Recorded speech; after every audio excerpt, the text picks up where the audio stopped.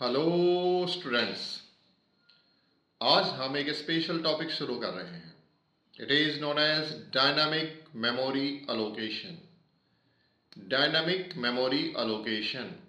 Dynamic का अर्थ होता है रनिंग कंडीशन पे मेमोरी अलोकेट करना। प्रोग्राम की रनिंग कंडीशन में मेमोरी अलोकेट करना मतलब जब हम प्रोग्राम को रन कर दें उस समय हम मेमोरी को कम ज़्यादा कर सकें, इसे कहते हैं dynamic memory allocation. The process of allocating memory. The process of allocating memory at runtime is known as dynamic memory allocation. Program की रनिंग कंडीशन में जब मेमोरी अलोकेट की जाती है तो उसे कहते हैं डायनामिक मेमोरी अलोकेशन। दोनों में कंपैरिजन करते हैं, स्टैटिक मेमोरी अलोकेशन और dynamic memory allocation. Memory is allocated before execution of program begins during compilation. Program के कंपाइलेशन के समय जो मेमोरी अलोकेट की जाएगी इट इज स्टैटिक मेमोरी, और प्रोग्राम की रनिंग कंडीशन में जो मेमोरी अलोकेट की जाएगी इट इज डायनामिक मेमोरी। इसमें वेरिएबल्स परमानेंटली अलोकेट होते हैं जबकि इसमें केवल रन टाइम पर ही अलोकेट होते हैं। Allocation allocated only when program until is active. जैसे प्रोग्राम पैसिव होगा मेमोरी अलोकेशन खत्म हो जाएगा। In this type of allocation, memory cannot be resized after the initial allocation. Memory को बनाने के बाद उसका साइज कम ज़्यादा नहीं किया जा सकता, लेकिन रनिंग कंडीशन में in this type of allocation, memory can be dynamically expanded or shrunk at necessary. Running condition में आवश्यकता के अनुसार मेमोरी कम या ज़्यादा की जा सकेगी। इसका इम्प्लीमेंटेशन स्टैक में होता है और इसका इम्प्लीमेंटेशन हीप में होता है। ये मेमोरी के अलग अलग सेक्शंस के नाम हैं। Faster execution than dynamic. जो स्टैटिक अलोकेशन डायनेमिक से फास्ट होता है जबकि डायनेमिक अलोकेशन स्टैटिक से स्लो होता है। लेस एफिशिएंट, इसमें एफिशिएंसी कम होती है, उतने अच्छे से यूज नहीं कर सकते, मेमोरी ज्यादा लगती है। मोर एफिशिएंट, इसमें मेमोरी कम लगती, ज्यादा एफिशिएंट होता है। Allocation is less flexible. Static का अलोकेशन फ्लेक्सिबल कम है क्योंकि कम ज्यादा नहीं कर सकते। डायनामिक का अलोकेशन फ्लेक्सिबल है क्योंकि मेमोरी को कम ज्यादा कर सकते हैं। स्टैटिक में कोई नए स्पेशलाइज्ड फंक्शन की आवश्यकता नहीं होती जबकि डायनामिक में स्पेशलाइज्ड फंक्शन की आवश्यकता होती है। जो मेमोरी अलोकेट करते हैं वो रिलीज होती कंपाइलर के द्वारा, जबकि यहाँ पे कंपाइलर के द्वारा नहीं करती। इसके लिए एक अलग से फंक्शन होता है फ्री, उसके द्वारा हम इसको रिलीज कर सकते हैं, हटा सकते हैं। तो दो प्रकार का अलोकेशन होता है, स्टैटिक मेमोरी अलोकेशन और डायनेमिक मेमोरी अलोकेशन। प्रोग्राम की रनिंग कंडीशन में जिस मेमोरी को आप अलोकेट करेंगे इट इज स्टैटिक मेमोरी, और प्रोग्राम की रनिंग कंडीशन में जिस मेमोरी को आप अलोकेट करेंगे it is dynamic memory. Dynamic memory allocation process, क्या क्या प्रोसेसेस होती हैं? तो देखो, आपकी मेमोरी को ये बहुत अच्छे से समझना, 4 सेक्शंस होते हैं, स्टैक, हीप और परमानेंट स्टोरेज एरिया।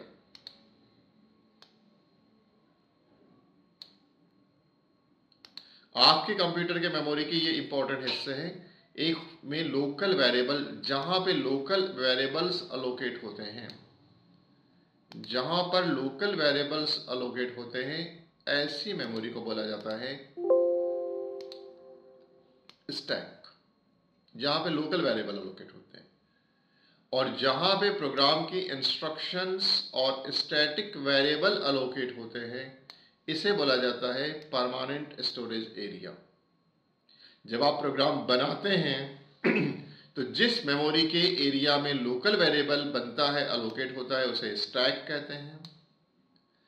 और जहां पे प्रोग्राम के इंस्ट्रक्शन और स्टैटिक वेरिएबल पढ़ा था ना अपन, स्टैटिक वेरिएबल अलोकेट होते हैं उसे बोलते हैं परमानेंट स्टोरेज एरिया। शेष मेमोरी जो बच जाती है, रिमेनिंग मेमोरी, जितनी मेमोरी बचती है, it is known as heap. Static memory allocation stack में होता है जबकि dynamic memory allocation free memory अर्थात हीप में होता है।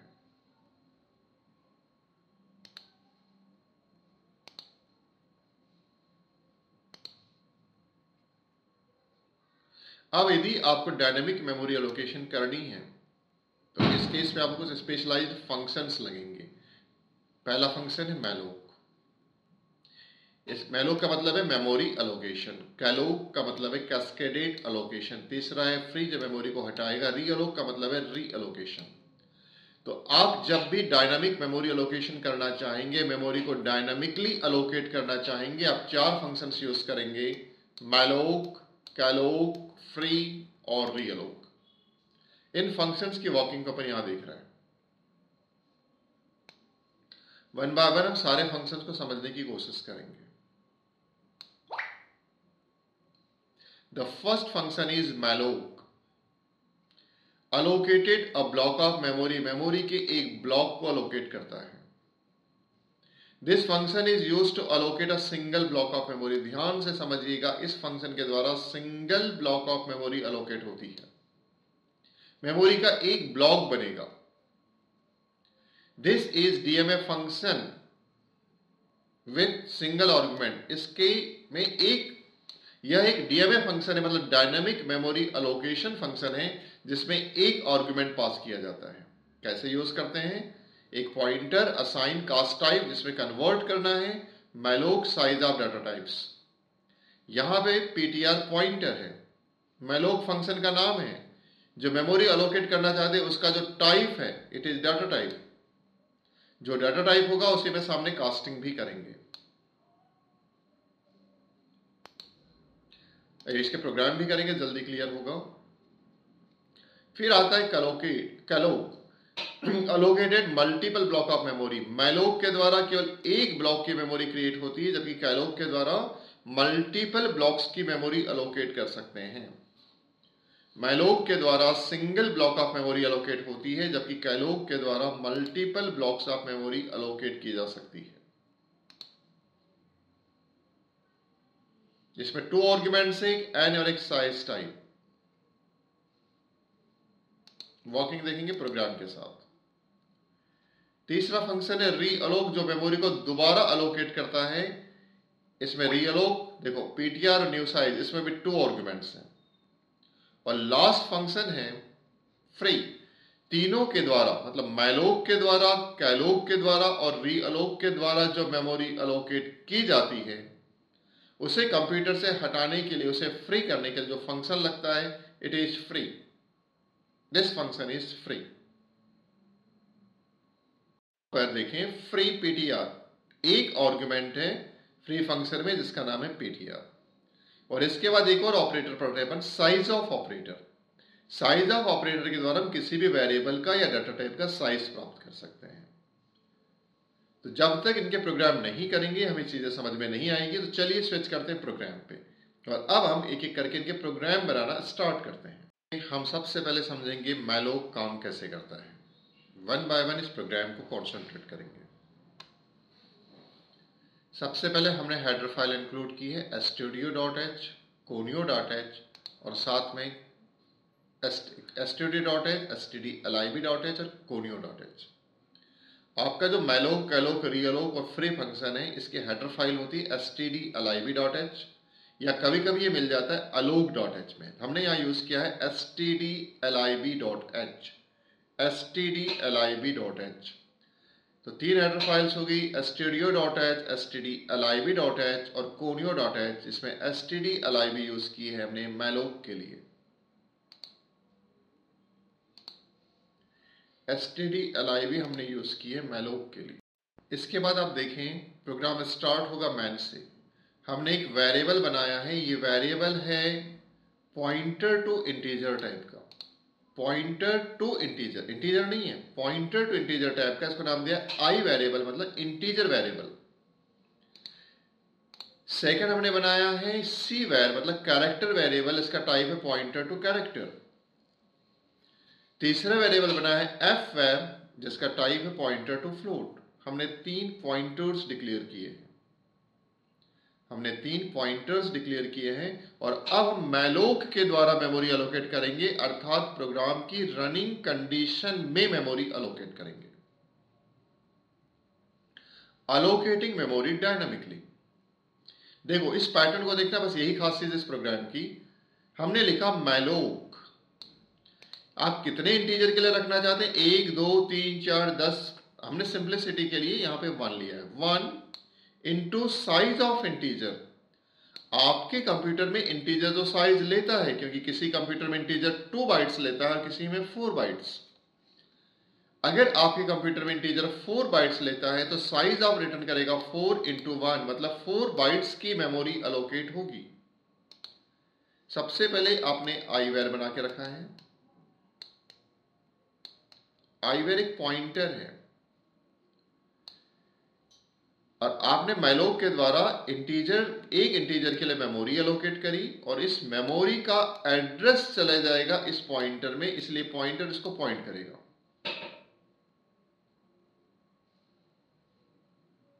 क्या समझ पाए?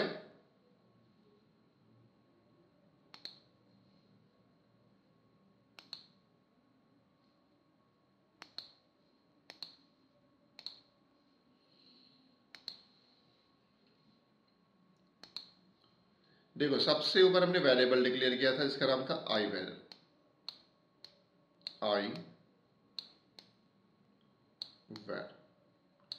ये जो वेरिएबल है ये पॉइंटर टाइप का है, पॉइंटर इंटीजर टाइप का है। अब मैलोक ने मेमोरी एलोकेट किया कितनी, 1 into size of integer.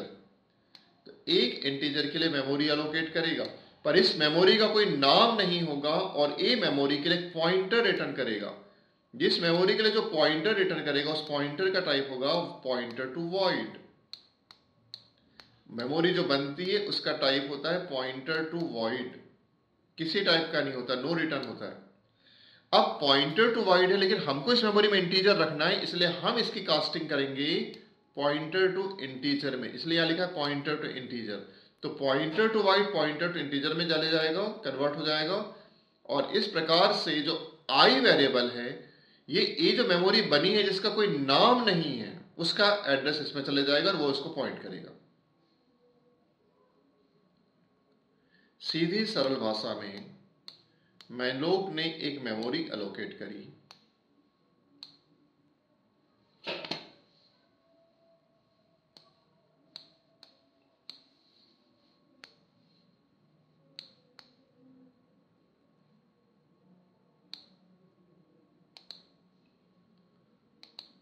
Malloc ने एक मेमोरी एलोकेट करी और उस मेमोरी का एड्रेस चला गया आईवेर में, इसलिए आईवेर इस मेमोरी को पॉइंट करेगा जिसका कोई नाम नहीं है, पर वो इंटीजर टाइप की। कितने इंटीजर? एक इंटीजर। अपन चाहें तो इससे अधिक ही बना सकते थे, सिंपल प्रोग्राम करना है इसलिए एक लिया है।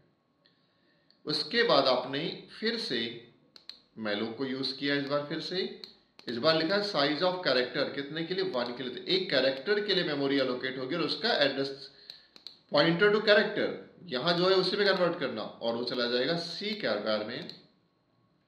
तीसरी बार मैलोक को कॉल किया, साइज ऑफ फ्लोट टाइप की मेमोरी एलोकेट किया और उसका एड्रेस चले जाएगा एफ वेयर में। हमने एक मैसेज प्रिंट किया, इंटर इंटीजर वैल्यू, जो भी टाइप करेंगे चले जाएगा आई वेयर में। फिर हमने दोबारा टाइप किया इंटीजर कैरेक्टर वैल्यू, जो भी टाइप करेंगे चले जाएगा सी वेयर में। तीसरी बार हमने टाइप किया इंटर फ्लोट वैल्यू, जो भी टाइप करेंगे चला जाएगा एफ वेयर में। एफ वेयर है मतलब एफ वेयर जिसको पॉइंट करता है, सी वेयर मतलब सी वेयर जिसको पॉइंट करता है, आई वेयर मतलब आई वेयर जिसको पॉइंट करता है। 3 प्रकार की मेमोरी बनी और ये इनको 1 बाय 1 पॉइंट कर रहे हैं। प्रिंट करना है, बहुत आसान है इनको प्रिंट करना। प्रिंट एफ इनपुट वैल्यूज और परसेंटेज डी की जगह पॉइंटर टू आईवेयर, आईवेयर जिसको पॉइंट करता है उसकी वैल्यू, पॉइंटर सी की जगह इसकी जगह इसकी वैल्यू, इसकी जगह इसकी वैल्यू और इसकी जगह इसकी वैल्यू प्रिंट होगी।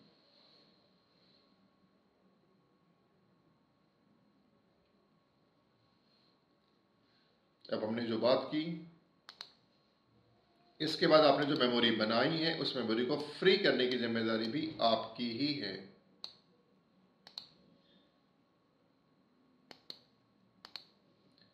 उस मेमोरी को फ्री करने की जिम्मेदारी भी आपकी हुई है। तो आपने यहां पे लिखा फ्री आईवेयर, आईवेयर जिसको पॉइंट करता है उसको फ्री करो, सीवेयर जिसको पॉइंट करता है उसको फ्री करो, एफवेयर जिसको पॉइंट करता है उसको फ्री करो। नीचे गेट ch है, रिटर्न 0 और बाहर। एक प्रोग्राम जिसमें कि हमने मैलोक के द्वारा एक इंटीजर टाइप की मेमोरी बनाई, एक कैरेक्टर टाइप की मेमोरी बनाई और एक फ्लोट टाइप की मेमोरी बनाई। एग्जाम के लिए 100 पर से भी ऊपर IMP।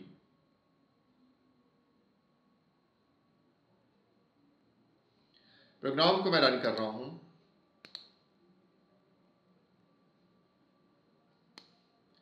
देखो, इंटर इंटीजर वैल्यू हमने टाइप किया, मान लीजिए 12। इंटीजर कैरेक्टर वैल्यू हमने टाइप किया, कैरेक्टर के लिए मान लीजिए F।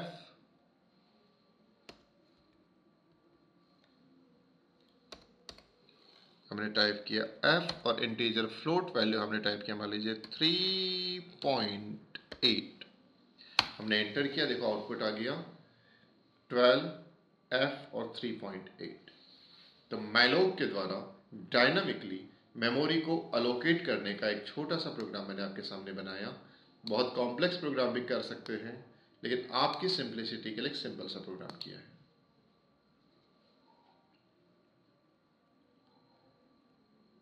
यहां पे हमने %2f लिया है ताकि पॉइंट के बाद 2 डिजिट प्रिंट हो। अगर ऐसा नहीं करते तो पॉइंट के बाद 6 डिजिट प्रिंट होते हैं। ठीक है, यहां तक आपको बात समझ में आई होगी। ये प्रोग्राम था किसके लिए? मैलोक के लिए और फ्री के लिए। मैलोक के लिए और फ्री के लिए।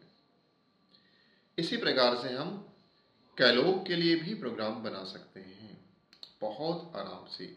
मैलोक के द्वारा एक वेरिएबल के लिए मेमोरी एलोकेट हुई और कैलोक के द्वारा, मतलब एक वेरिएबल के लिए एक ही ब्लॉक बना और कैलोक के द्वारा एक वेरिएबल के लिए मल्टीपल ब्लॉक्स एलोकेट कर सकते हैं।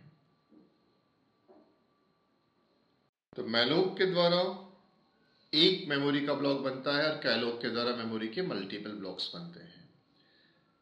सबसे पहले अपन एक और मैलोक का प्रोग्राम देखते हैं। हमने 3 हेडर फाइल जैसे हमको लगती है हमने लगाई है, studio.h, conio.h और stdlib.h। प्रोग्राम स्टार्ट होगा मैन से। हमने यहाँ पे एक वेरिएबल लिया है n और एक कैरेक्टर वेरिएबल लिया है, कैरेक्टर पॉइंटर लिया है, पॉइंटर टू कैरेक्टर टेक्स्ट। हमने एक मैसेज प्रिंट करवाया, इंटर लिमिट ऑफ टेक्स्ट। आप जितना इनपुट करना चाहते हैं उसके लिमिट दीजिए, कहां तक आपको मेमोरी चाहिए। स्कैन है %d एड्रेस ऑफ n, आपको जितने कैरेक्टर लिखने उतना टाइप कर दीजिए। अब यहां पर आप मेमोरी एलोकेट कर रहे हैं मैलोक के द्वारा। यहां आप मेमोरी एलोकेट कर रहे हैं मैलोक के द्वारा n, जो आपने यहां टाइप किया था, जैसे आपने मान लीजिए 10 टाइप किया, 10 into size of character. Size of character यानी 1, तो 1 इंटू 10 मतलब 10 बाइट की मेमोरी एलोकेट होगी। और उस मेमोरी का जो पॉइंटर है वो पॉइंटर टू कैरेक्टर में कन्वर्ट होकर के किसमें चले जाएगा? टेक्स्ट में। इसके बाद हमने एक मैसेज प्रिंट करवाया है, इंटर टेक्स्ट। जो भी टाइप करेंगे किसमें चले जाएगा? Inter text. इसके बाद स्कैनर खाली रखा है, मतलब कि कुछ बफर में हो, टेम्पररी मेमोरी में तो मिट जाए। इसके बाद गेट्स टेक्स्ट लिया है। अगर आपको इससे कंफ्यूजन हो रहा तो मैं इसको हटा देता हूं। इसके बाद गेट्स टेक्स्ट, जो भी टाइप करोगे और चले जाएगा टेक्स्ट में। टेक्स्ट क्या है? पॉइंटर है, आपने जो मेमोरी बनाई है डायनामिकली उसका। और उसके बाद जब आपने इनपुट कर दिया, उसको प्रिंट करने के लिखा है printf inputted text is %s और उसकी वैल्यू को प्रिंट कर देगा। जब टेक्स्ट प्रिंट हो जाएगा उसके बाद उस मेमोरी का काम खत्म हो गया तो अपन उसको फ्री कर देंगे। फ्री टेक्स्ट, पॉइंटर का नाम डाल दीजिए, वो मेमोरी फ्री हो जाएगी, गेट cs बाहर। क्या है प्रोग्राम काम करता है? एक मैसेज आ गया, इंटर लिमिट ऑफ टेक्स्ट। हमने बोला मान लीजिए हमारी लिमिट है 5 या 6। Enter the inputted text. अब यहां प्रोग्राम की रनिंग कंडीशन में मेमोरी बनी और अब मैं यहां पे 6 कैरेक्टर टाइप कर सकता हूं, तो मैंने टाइप किया। जस्ट अ मिनट, कुछ गड़बड़ हुआ।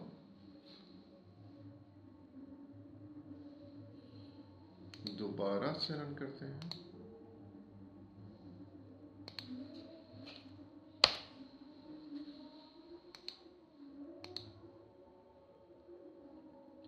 प्रोग्राम की रनिंग कंडीशन में वैल्यू बनाते हैं। मान लीजिए हमने लिखा 6, एंटर किया। अब अपन टाइप करते हैं।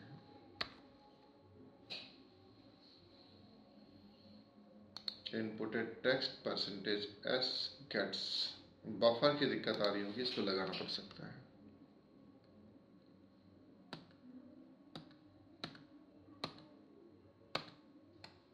फिर से रन करते हैं, केवल बफर का डाटा अपने को प्रॉब्लम करता है। देखते हैं प्रोग्राम चल जाए तो। इंटर लिमिट ऑफ टेक्स्ट मैंने लिखा 6, इंटर किया, हाँ बफर हटा। अब यहाँ पे कोई टेक्स्ट टाइप कर सकता हूँ, मैंने लिखा पंकज।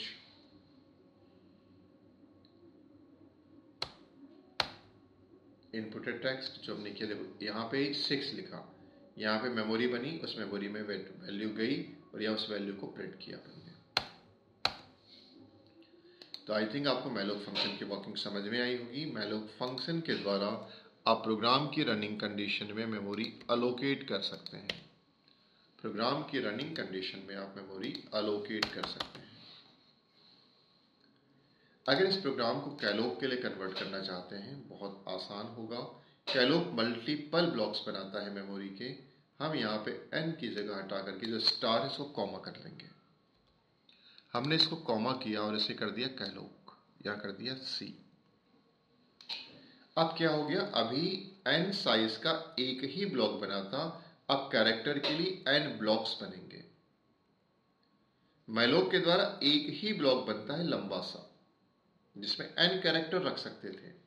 यहां पे एक कैरेक्टर के लिए एक ब्लॉक, ऐसे मिला के n कैरेक्टर के लिए n ब्लॉक्स बनेंगे। अंदर मेमोरी में कैस्केडेड अलोकेशन होगा, लेकिन प्रोग्राम के आउटपुट में कोई अंतर नहीं आएगा। इंटर लिमिट ऑफ कैरेक्टर मैंने डाला 6, इंटर किया, मैंने टाइप किया पंकज, और ये आ गया आउटपुट। जैसे कि यदि आपको 6 लोगों को बिठाना हो तो आपने 6 लोगों के बैठने लगे एक बेंच लगा दी, बेंच तो एक होगी, और कितने लोग बैठ सकते हैं, 6। तो ये बनेगा मैलोक के द्वारा 6 कैरेक्टर के लिए एक ब्लॉक, और 6 लोगों को बिठाना और आपने 6 चेयर लगा दी। ये होगी कैलोप की वर्किंग, अर्थात 6 कैरेक्टर के लिए 6 ब्लॉक। 6 कैरेक्टर के लिए एक ब्लॉक बनाना हो तो malloc single block of memory, और 6 कैरेक्टर्स के लिए 6 ब्लॉक बनाना हो तो अपन यूज करेंगे कैलोक। हम यूज करेंगे कैलोक।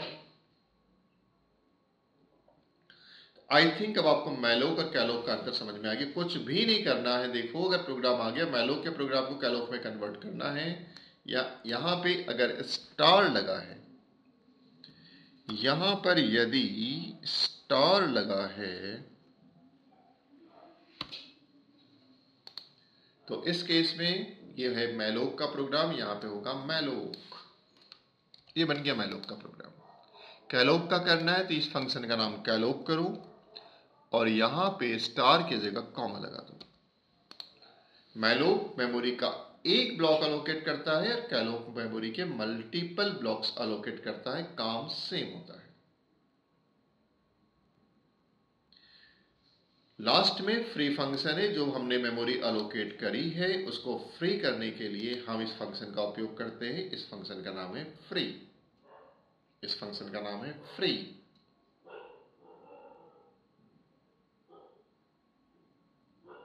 इसके अलावा आप एक और फंक्शन बना सकते हैं, एंड दैट फंक्शन इज रीअलोक। आप मेमोरी के दोबारा से ब्लॉक अलोकेट कर सकते हैं। सपोज आपने इस प्रोग्राम को फिर से मैलोक का कर दिया, तो यहां पे स्टार आ जाएगा। यहां पे n जो आप टाइप करेंगे उस साइज की मेमोरी अलोकेट होगी। जब मेमोरी अलोकेट हो जाएगी तो दोबारा अलोकेट करने के लिए आप री अलोकेशन परफॉर्म करेंगे। यहां तक तो मेमोरी बन गई, आपने प्रिंट भी कर दिया। अब आपको लगता है कि नहीं मुझे मेमोरी का साइज बड़ा करना है, आप यहां पे री अलोकेशन कर सकते हैं। री अलोकेट करने के लिए बहुत आसान है, यहां पे फिर से आप जाइए टेक्स्ट कैरेक्टर पॉइंट और यहां पे हो जाएगा री अलोक। फंक्शन का नाम हो जाएगा री अलोक। मेमोरी को दोबारा बना रहे हैं, एक नया साइज दे दीजिए।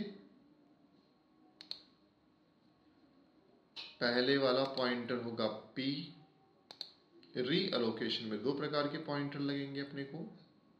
मैं आपको रीअलो का स्ट्रक्चर दिखा देता हूं। ये देखिए, रीअलोक फंक्शन जो है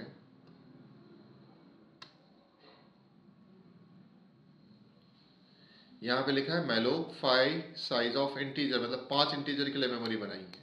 यहां लिख दिया रीअलोक 10, मतलब नया साइज ऑफ इंटीजर। साइज आपने बदल दिया, साइज आपने बदल दिया। तो रीअलोक फंक्शन के द्वारा आप रीअलोकेशन परफॉर्म कर सकते हैं। रीअलोक फंक्शन भी 2 आर्गुमेंट्स का फंक्शन है। पहला पॉइंटर को डिस्क्राइब करता है, सेकंड नए न्यू साइज को डिस्क्राइब करता है। तो यहां पे पॉइंटर के लिए अपने पॉइंटर का नाम क्या है? टेक्स्ट।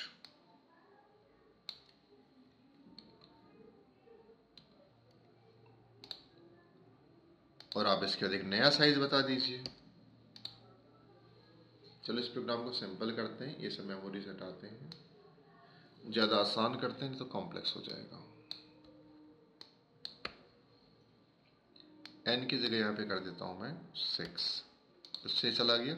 अब 6 का साइज मुझे 12 करना है, तो मुझे यहां पे कर देना चाहिए 12 इंटू साइज ऑफ कैरेक्टर।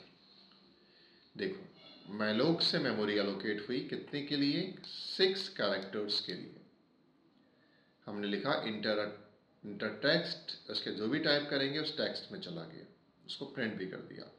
फिर हमने उस मेमोरी का साइज रनिंग कंडीशन में रीअलोक कॉल किया, और जो टेक्स्ट किसको पॉइंट करता है? देखो, टेक्स्ट इसका पॉइंटर है, टेक्स्ट इस मैलोक ने जो मेमोरी बनाया था उसका साइज 12 कर दिया। उसके बाद आप उसमें कोई दूसरी वैल्यू रख सकते हैं।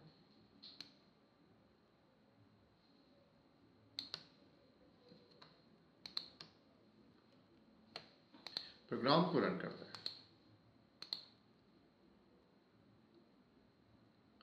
इंटर टेक्स्ट हमने लिखा 6 के लिए, पहला साइज 6 के लिए था। Input text is Pankaj. Inter text दोबारा बोला, दोबारा रीअलोकेशन हुआ है। अब इसमें आप कोई दूसरा चीज डाल सकते हैं।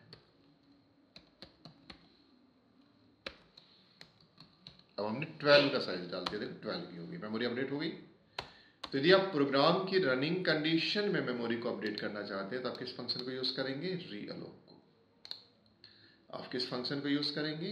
रीअलोक को। प्रोग्राम की रनिंग कंडीशन में मेमोरी को स्पेसिफाई करने के लिए जिस फंक्शन की हेल्प ली जाती है, प्रोग्राम की रनिंग कंडीशन में मेमोरी क्रिएट करना है तो मैलोक, मेमोरी का एक ब्लॉक बनाना है तो मैलोक, मेमोरी के मल्टीपल ब्लॉक्स बनाने हैं तो कैलोक, बनी हुई मेमोरी का साइज बदलना है तो रीअलोक, और बनी हुई मेमोरी को फ्री करना है, हटाना है तो फ्री फंक्शन यूज किया जाता है। इस प्रकार से डायनेमिक मेमोरी अलोकेशन के लिए 4 फंक्शन हैं। एग्जाम के लिए सुपर आईएमपी है। सारी नोट्स पढ़िएगा डायनेमिक अलोकेशन की, और इन चारों फंक्शंस के जनरल फॉर्म और प्रोग्राम्स देखिएगा। ये जो प्रोग्राम स्क्रीन पर आते हैं इसको पॉज करके स्क्रीनशॉट ले लिया करें और इसकी कॉपी में नोट कर लिया करें। तो डायनेमिक, अब आपसे कुछ बेसिक से रिवाइज करवा दूं। डायनेमिक मेमोरी एलोकेशन क्या होता है? तो प्रोग्राम की रनिंग कंडीशन में जिस मेमोरी को अलोकेट करते हैं उसे डायनेमिक मेमोरी कहते हैं। डायनेमिक मेमोरी अलोकेशन के लिए कितने फंक्शंस हैं? तो प्रोग्रामिंग लैंग्वेज सी में डायनेमिक मेमोरी अलोकेशन के लिए 4 फंक्शंस हैं: मैलोक, कैलोक, रीअलोक और फ्री। मैलोक फंक्शन प्रोग्राम के रनिंग कंडीशन में मेमोरी का एक ब्लॉक क्रिएट करता है। कैलोक फंक्शन मेमोरी के मल्टीपल ब्लॉक्स क्रिएट करता है। रीअलोक फंक्शन मेमोरी के ब्लॉक्स को दोबारा अलोकेट करता है, और फ्री फंक्शन मेमोरी को फ्री करता है। इस प्रकार से 4 फंक्शंस हैं जिनके द्वारा हम मेमोरी को डायनामिकली अलोकेट कर सकते हैं।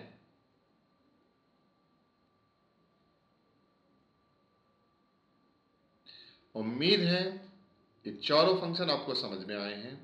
प्रोग्राम को रुक के आराम से स्टडी करिएगा, थ्योरी पढ़िएगा, उसके फॉर्मेट्स की स्टडी करिएगा, पर एग्जाम के लिए डायनेमिक एलोकेशन इंपॉर्टेंट है। तो आज के लिए इतना ही। कल की क्लास में एक नए कॉन्सेप्ट के साथ आएंगे। एग्जाम सामने है, पढ़ते रहिए। All the best.